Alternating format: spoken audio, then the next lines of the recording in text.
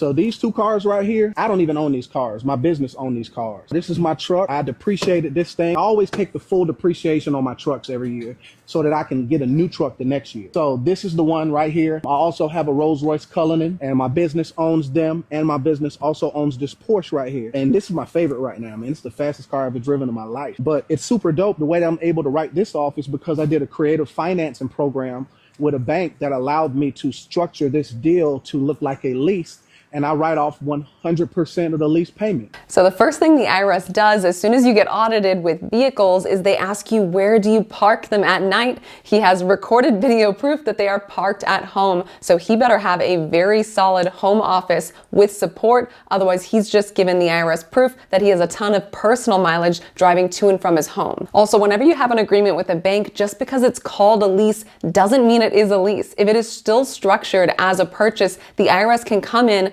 look at the substance, and override the agreement and say this is not a lease, this was actually a purchase. And of course, when does the IRS do that? Only when it is favorable to them to make that change. And for actual tax law from a tax attorney, subscribe.